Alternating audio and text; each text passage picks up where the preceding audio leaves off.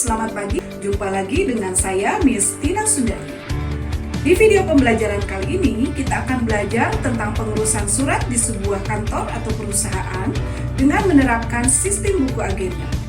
Materi ini merupakan salah satu kompetensi dasar yang harus sahabat kuasai pada mata pelajaran kearsipan kelas 10 SMK, program keahlian manajemen perkantoran.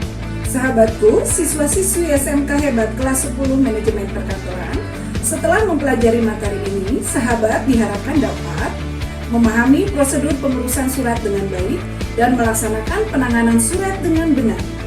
Sahabat, apakah sahabat pernah membayangkan apa yang akan terjadi apabila surat yang ada dalam sebuah kantor tidak ditangani dengan benar?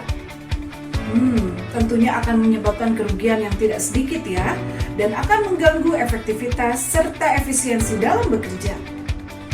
Nah, bagaimana prosedur penanganan surat yang benar menurut tata perkantoran? Yuk kita pelajari bersama. Sahabat, sebenarnya saat ini sudah banyak sekali kantor-kantor atau perusahaan yang melakukan penanganan surat secara otomatis dengan menerapkan digitalisasi penanganan surat. Tetapi pada pembelajaran kali ini saya akan menjelaskan bagaimana prinsip-prinsip penanganan surat secara manual. Penanganan surat menggunakan buku agenda dapat sahabat lihat pada prosedur yang disajikan pada gambar berikut. Diawali dengan penerimaan dan penyortiran. Tugas penerima surat adalah menerima surat dari ekspeditor, memeriksa ketepatan alamat, serta membubuhkan tanda tangan penerimaan surat pada buku ekspedisi. Sebelum memasuki proses selanjutnya, surat yang diterima harus melalui proses penyortiran terlebih dahulu.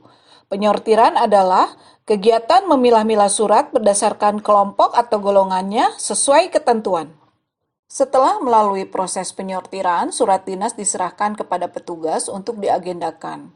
Pengagendaan adalah proses pencatatan data surat ke dalam buku agenda.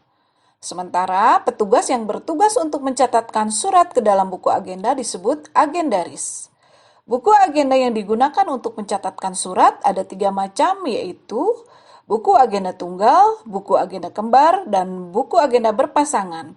Mari kita lihat perbedaannya satu persatu. Buku agenda tunggal adalah buku agenda yang dipergunakan untuk mencatatkan surat masuk dan surat keluar sekaligus berurutan pada tiap halamannya.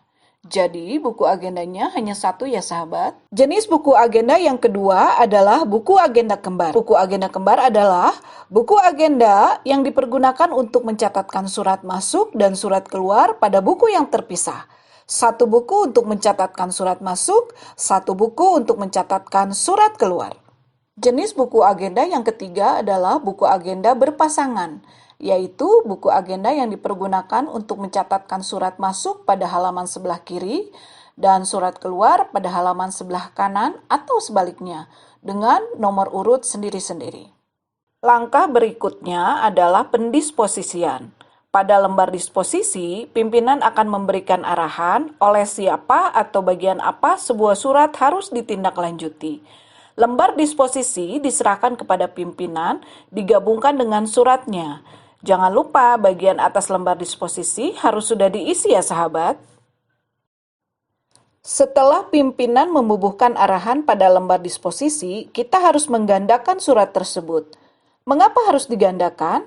Karena kita memerlukan satu rangkap surat hasil penggandaan untuk diarsipkan. Sementara surat yang asli disampaikan kepada pihak atau unit yang harus menindaklanjuti surat tersebut.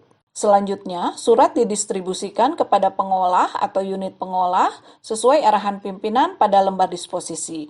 Sementara surat hasil penggandaan diserahkan kepada unit kearsipan untuk disimpan. Demikianlah sahabat prosedur penanganan surat masuk dengan menerapkan sistem buku agenda. Dengan menerapkan sistem penanganan surat yang baik, seorang pegawai akan dapat melaksanakan pekerjaannya dengan efektif. Dari pembelajaran kali ini dapat kita simpulkan bahwa prosedur penanganan surat masuk dengan sistem buku agenda dilaksanakan melalui 5 tahapan. Yang pertama adalah penerimaan dan penyortiran, dilanjutkan dengan pengagendaan, pendisposisian, pendistribusian surat, dan diakhiri dengan proses penyimpanan. Bagaimana? Saya yakin sekarang sahabat dapat melakukan prosedur penanganan surat masuk dengan benar. Dan sebagai bahan latihan, bersama ini saya sertakan bahan-bahan praktek pengurusan surat masuk. Di dalamnya ada beberapa surat masuk, form buku agenda, lembar disposisi, dan buku ekspedisi internal. Dilengkapi juga dengan contoh pengisian buku agenda. Sahabat dapat mengunduh bahan-bahan praktek tersebut di link yang tertera di bawah ini dan dapat melakukan simulasi pengurusan surat masuk bersama rekan satu kelompoknya. Semoga bermanfaat. Sampai bertemu di video pembelajaran selanjutnya, di mana kita akan mempelajari prosedur pengurusan surat keluar dengan sistem buku agenda. Selamat belajar!